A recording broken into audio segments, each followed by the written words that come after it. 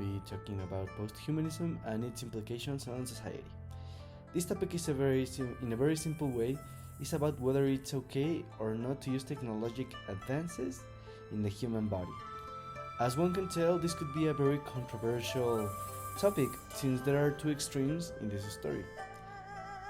The ones that say that with this we will lose our humanity by applying technology in our bodies, and the ones that say that this could help for human development. There's not only these two positions, but these are the two extremes, whether it's good or it's really bad.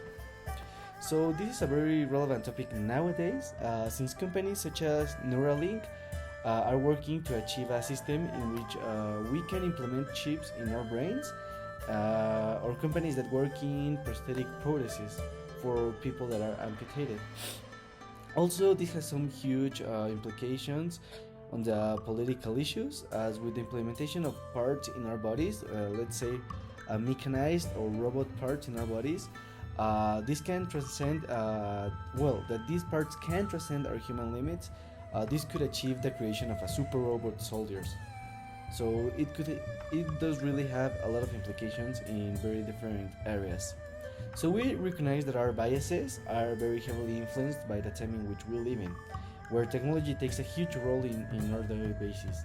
We live in a society in which technology is the most normal thing, whereas when these theories of transhumanism were being developed, technology as we know it today was not invented yet. And all the medical advancements were not made yet.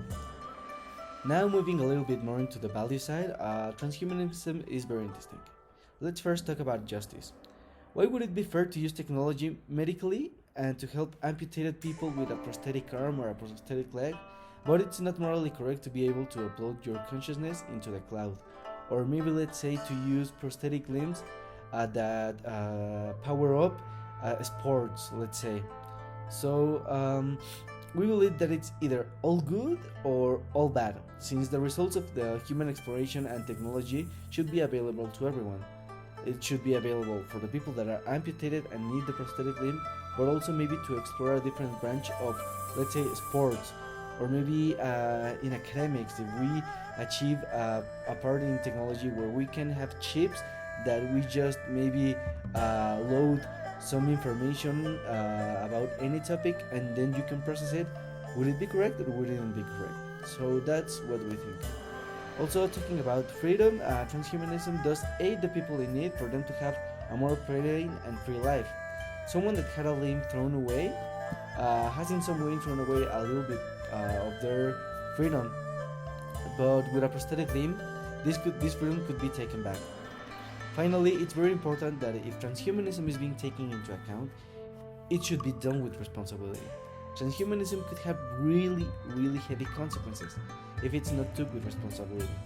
Having wars and creating ethical dilemmas, there are a lot of ways in which transhumanism needs to be taken with responsibility and not just taken as light as possible.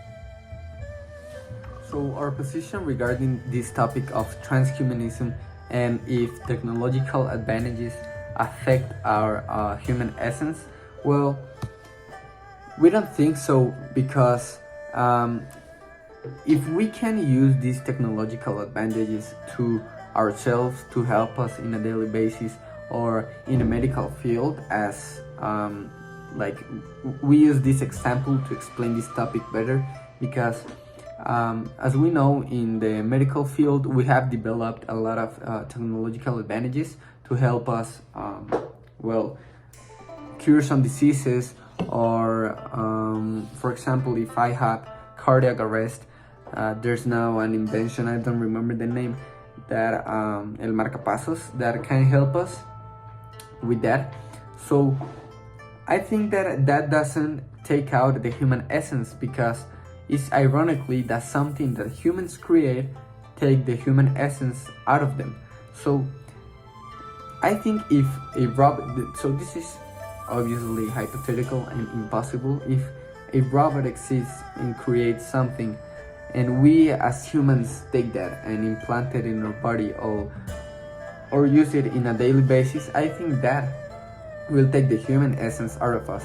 But if we are using something that we use to our advantage, I think that doesn't take the human essence out of us. And I'm also gonna explain the position of two philosophers, one Nietzsche and one Heidegger. So Nietzsche believed that there was no fixed essential nature to human beings. Instead, he argued that human beings were constantly evolving and shaping.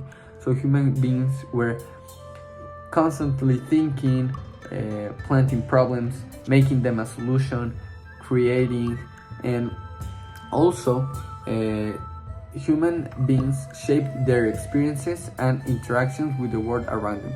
So a human being is someone or something that is shaped by their experiences and interactions with the world.